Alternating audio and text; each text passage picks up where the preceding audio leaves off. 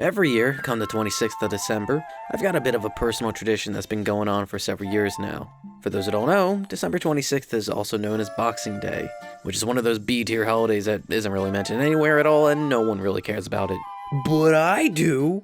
Not because I actually take part in whatever traditions the holiday's about, I couldn't care less. I use that day as an excuse to do nothing but watch boxing shit. The hell else is there to do anyway on the 26th? Christmas is done and dealt with, you're finished with celebrations and shit, so why not put on some boxing media in the spirit of the day's namesake? This usually just means I watch some Hajime no Ippo though. There's been years where I rewatched the 2 Megalobox seasons, but more often than not, catch me with that Ippo, I fuck with that hard.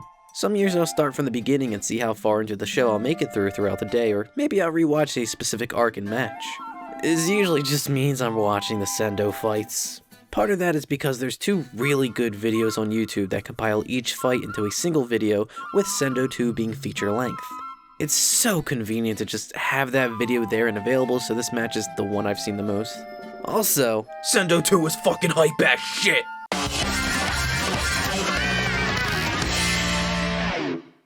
I really love Hajime no Ippo. It is a fantastic show that I've watched through, which isn't a small feat. There's 127 fucking episodes, man. That's long as hell! And even after that many episodes, I needed more, picking up in the manga where the anime left off at chapter 557. Of how many? Oh, fuck. But it says a lot when even if the time commitment for something is so substantial that I can still wholeheartedly recommend it, and rather than just talk about Hajime no Ippo as a whole, in part because it's not done in serialization, but also because I feel that the Sendo 2 arc encapsulates everything I love about it. I've got to say this before I go on, I will have to spoil the outcome of the first fight with Sendo.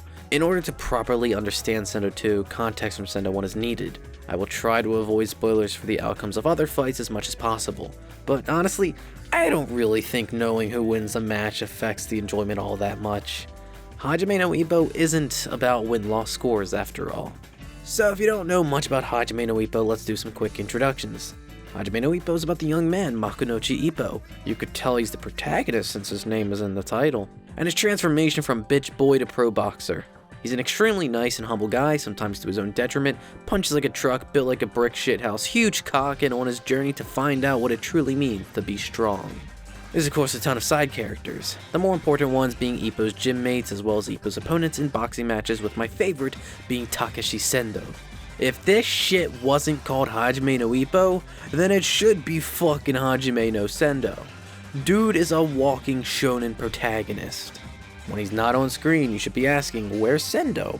We are introduced to Sendo with him sitting in a dark room watching Ippo's most recent boxing match, jerking it hard as fuck. Ippo is cemented as East Japan's top dog. The issue being, he injured his hand and is gonna take extra time to heal. That's when Sendo introduces himself as West Japan's top, the guy Ippo is supposed to fight next. Sendo hears about how Ippo might have to drop the match and is like, fuck that, and rushes to go see Ippo. Their interactions here give us a lot of insight into who Sendo is as a person and his philosophy as a fighter. Fuck technique, just punch harder. Dude gets hard as fuck over the idea of seeing who's the most powerful and is craving to square up with Ippo in the square. Sendo's a lot like Ippo. He's got the same record, same style of fighting, same destructive power, and also has a substantial cock. It's a mirror match. Sendo is the perfect rival for Ippo. Man, fuck Miata. Get that bitch boy pussy ass out of here and stop showing the fuck up trying to push yourself as some sort of super in-game rival. So fucking sick of seeing Miata. He's bullshit. It's the day of the match and Ippo's hand is still not in great condition, so he has to have it anesthetized. Already, Ippo's going into the fight at a disadvantage. And in the beginning of the match, when the bell rings, Sendo just fucking walks towards Ippo, being menacing as all hell. Despite a powerful opening and a good fight for the few rounds we get out of it, Sendo 1 is actually pretty disappointing. We are introduced to one of the most fun characters in the show, given a proper rival mirror match, something to always come over, and it just ends kind of flaccid. To begin with, Ippo comes in with a handicap. His hand is still kind of busted and can't really go 100%. Then, as it feels like shit's ramping up, Sendo's temple gets rocked and the match feels like it ends prematurely. But why even bring this up? Why even talk about Sendo 1 if it's not even all that great? Well, the standard arc template in Hajime no Ippo is structured to have 3 parts: the build, the training, the match.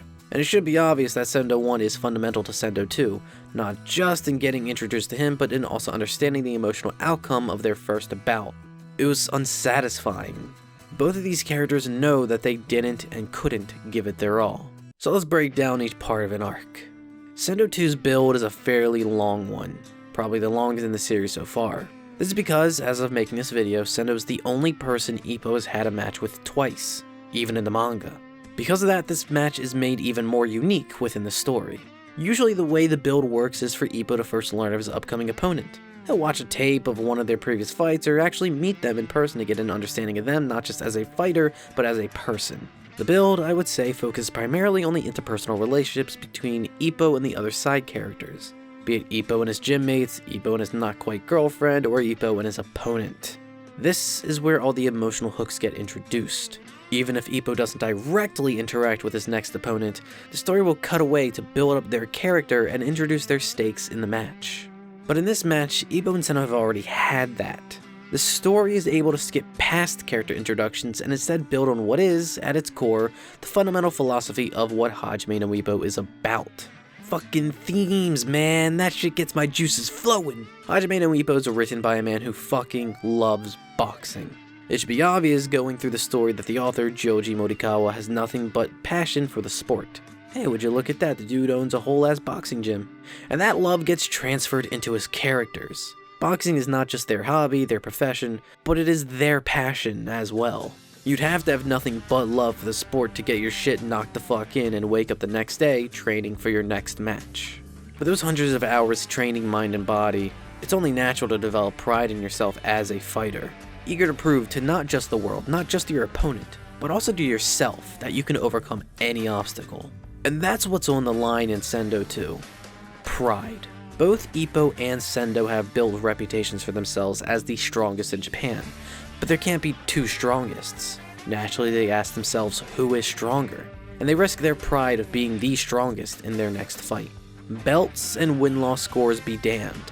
That's the shit that matters most. It's not enough to just hop into a ring and start jabrawling. You actually need to be prepared for the fight to not just get fisted until you collapse. That's where all the training comes in. Being a popular and long-form serialization has really helped this aspect of Hajime no Ippo. A lot of other boxing media will focus primarily on the emotional hooks in the matches and will, at most, scratch the surface of training. But Hajime no Ippo has the time to delve real deep into that. The training section of an arc goes more into boxing theory and a lot into the strategy for the upcoming match. If you thought that all there was to boxing was punch and be punched, then you'd be wrong. A lot of time is dedicated to building up a strategy for Ippo's upcoming bouts. At this point in Ippo's career, he's built himself to be an insane fighter. His dashing speed can keep up with even the fastest of outboxers. He's a walking battery of stamina. He's developed a signature move of his, that being the Dempsey roll. But even then, there's still always more to learn, always more to develop. During this training arc, Ippo focuses on developing his back. So he's working on his upper body to min-max his body at this point. Equally as important is also a mental development. These training arcs are actually pretty educational. These are filled with boxing theory and explaining boxing techniques as well. One of these techniques being the feint, which Ippo first learns about here. Issue is, he's struggling to perform them. You need that killer intent to really do it right, and remember, Ippo is too nice, sometimes to his own detriment.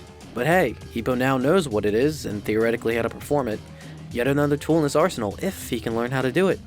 Foreshadowing. It's not just Ippo who's training, of course. Sendo is too. Whereas Ippo has been paying attention to his upper body, Sendo has been doing the same on his lower body. He's learned his shortcomings from his previous bout with Ippo, and his is that his closer range is shitter than Ippo's. And the legs are how you can throw your whole weight into a punch, making Sendo even more of a monster in the ring. The entire training sections are here to push how much stronger each fighter is. They're not the same people and are capable of much more. There's only so much time they've got to train. Their match is an inevitability. The time has come. LALLAPALLOOZA! These two fucking bruisers are now finally allowed to come at each other hard. Coming out immediately, Ippo opens up with the Dempsey roll. Ippo didn't have his signature attack back in their first match, and this Dempsey roll serves two purposes. The first, it lets Sendo know what the fuck is up. He hadn't been hit with this yet, but now he is. Sendo is finally coming to understand how devastating Ippo truly is. Not even in the first minute. This is able to lay Sendo the fuck out. The second, a Dempsey roll right out the gate is Ippo's thesis statement. He's in the best condition for a match in his life so far. Ippo is here to give everything he has and nothing less, because that is what Sendo deserves. And when Sendo gets up, this match turns into an absolute slugfest. We really haven't seen this in Hajime no Ippo so far. Sure, a match might become a brawl, but not to this extent. This sight is rare and is a treat. Just two large, sweaty dudes pounding each other with all they've got. But of course, the reason why each punch is hella hype to begin with is because of the animation and especially the sound design. Hum-worthy. Just a masterclass. Where the fuck else is a punch backed by the revving of an engine? Where? Because that's hype as fuck. And oh man, the use of a jet engine for the Dempsey roll just sells how fast Ippo is weaving and how hard he's swinging. Ippo doesn't use the standard and punch sound effects. What really sells each and every hit is the use of atypical sound effects during matches. Each punch sounds like an explosion because that's what it feels like. It's an audio metaphor.